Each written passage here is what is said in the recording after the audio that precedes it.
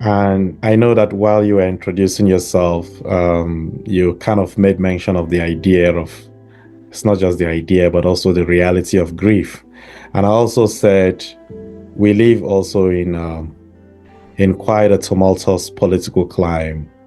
Um, and when we talk about grief, I think the understanding is that you grieve people who have passed on.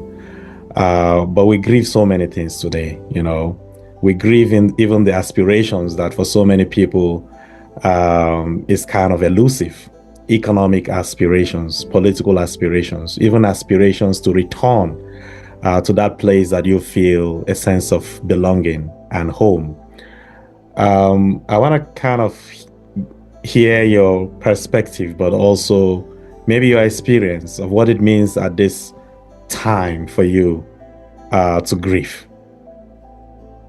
This topic of grief and who's allowed to grieve has been a topic of importance to me in the last 15 months since the beginning of the war in Gaza. And I've been talking about and writing about who has the right to grieve in spaces, particularly colonial spaces within Canadian society.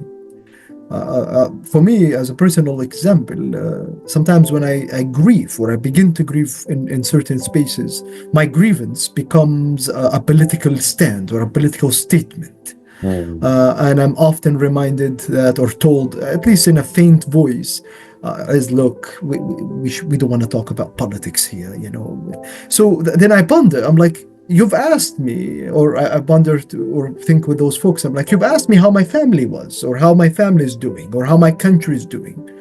I've opened up my heart and I shared my grievance with you. But then you feel like you've only been given a few minutes to grieve, and it has to be quick, and it has to be on point, and it can't be messy, if you will. And I've struggled with all of that. How do you expect somebody who's watching their country being destroyed and thousands of people leaving their homes, going to unknown and to walking towards uncertainties, how do you expect them to be put together and proper? And so for Palestinians who have been inherently born in the realities and the histories of pain, loss, grief becomes part of who they are. And for me, I've been particularly interested in talking about untitled grief. What I mean by that is grievance that I don't even know what it is. It's just a permanent status now of who I am. So meanwhile, my family is okay, and thank goodness for that. But I've been seeing what's happening in my country for the past 15 months. And prior to that, occupation, and continues to be occupation. I'm third generation occupied. So there are just this place as a Palestinian, you find yourself within that you're always grieving. You're always grieving, as whether you are in Palestine or outside of Palestine. And when I talk to friends who have been displaced out of their home, refugees or stateless people now, who have been forcibly removed from their homes, generations, of course, speaking, grief becomes not just an individual thing. It's not an individual loss for them. It is a collective experience that them, their parents, and their grandparents have shared and continues to share to ensure, or maybe to work towards some sort of a healing place. And I'm not too sure if they ever get there. Yeah, isn't that the big question? Do we ever get there? Yeah, as you were talking, I just couldn't imagine. You said 15 months ago since the war started in Gaza, now even West Bank, and it has always been there. So when you said that, even before then, people growing up and this is the reality they know. I like what you said about the positive aspect to that in spite of this, because of this, we are still living, we are still collectively doing our bit for each other in the community. But at the same time, that you have to contain with violence, you have to contain with loss, and loss of many kinds, loss of people, loss of land, loss of food, loss of, even the ability to define who you are. And so you move elsewhere and you're still dealing with that. You're dealing with what is happening where you left. You're also still dealing with your identity in relation to other people who have no idea of what it means to actually grieve, of where we are coming from. Because certainly we sometimes see people, but we do not know exactly where people are coming from and what people are going through. And so yesterday, when I was making my giving my lecture on the idea of home and belonging, I was particularly problematizing this question of where are you from, that we pose to people that look a certain way, that we feel that we have right over their time. We feel that they do not deserve to be here. For whatever reason, there are certain people that we pose those questions to. And I was problematizing that to say, indeed, there is a place and time for such a question. But at the same time, there are so many people who can't even answer that. At the end of the presentation, someone came to me and said, when I left home, this is some country in Africa, I didn't know why. And the fact that I'm here, I still don't know why I'm here and where I'm going to be, tomorrow. So when you ask me, where are you from? Sometimes I struggle because for me, it's not a matter of, my country of origin. It's also, and for so many of us who have lived in so many places and have made so many places home, it is quite a difficult thing to respond. But I think the point I'm making is that, we all carry things that people don't see, Right. And you talk about healing and whether that is possible. In what ways? I know you share stories, you are very active in the community. And I see that. And I wonder how you're able to do that, especially in the context of the war happening. Like, what keeps you going? What gives you hope? Well, as I said earlier, I think this notion of sitting with community and sharing with community, as a Palestinian, community means everything. As a Palestinian, healing and grieving and pain is always shared, collectively shared. And I think over the last 15 months and beyond, you saw this global solidarity movement with the Palestinian globally. And I think that people around the world who emphasize the need to be a human, not just in relation to the Palestinian cause, but to other causes as well, and who stood with shared identities and humanity with us, cross divides and cross borders, have helped Palestinians heal. Of course, healing is a long journey here, right? And I talk about this concept of grievability, right? And how it explores notions of mourning, and also healing at the same time, right? And very often in Palestine, Palestinians are not allowed to mourn or grieve due to the occupation.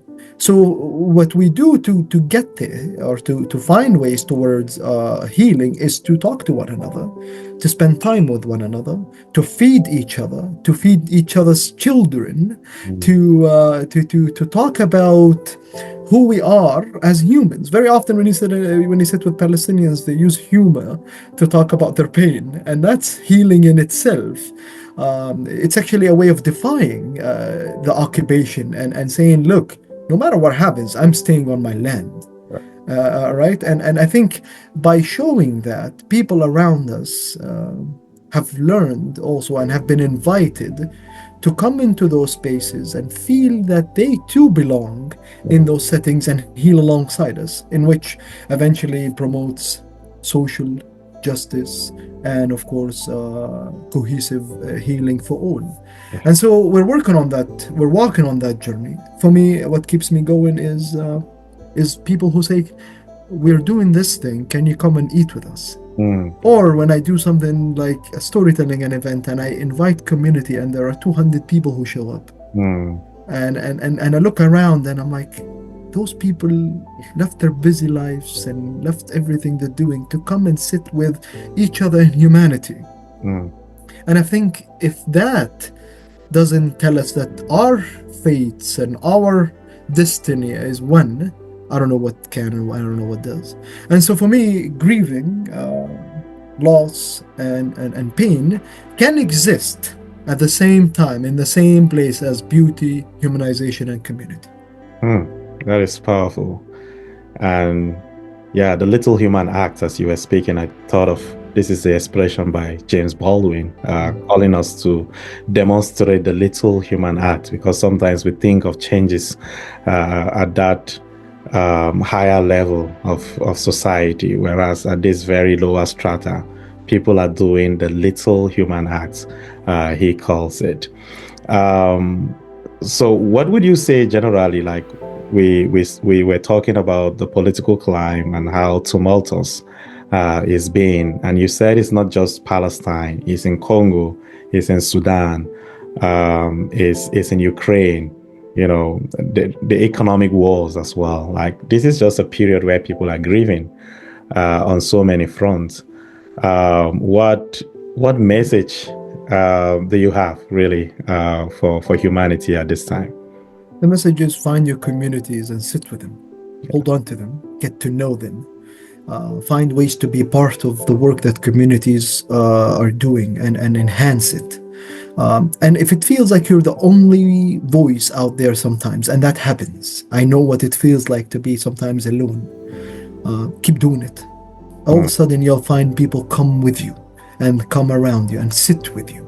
mm, And as you stated, I'm a big believer in small change, Ben. I'm a huge believer in that. mm, My grandmother would always say, if you ever find yourself alone, cook a meal and share it with anyone. mm, And I think I try to do that in many ways, and as a way of resistance, as a way of social movement, as a way of saying, look, here is my food as a Palestinian. I'm making it the way my grandmother made it, and I'm going to share it with you. mm, And I mm. ask the question, whoever is eating with me, what did your grandmother cook? And I think from those notions, we begin to dialogue.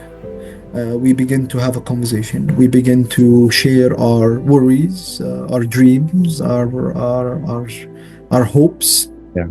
And I think if we want to work towards a more just, equitable world, more humanization is needed, Mm, particularly in special and certain settings. I work in the education setting, Pen, and I think the education setting would benefit greatly, and and we're working towards that, and we see changes along the way of more humanization in mm, everything we do. Human mm. to human relationship, right? And so the Palestinians are keen on doing that, and we do that in ways that the world was not aware of. Mm.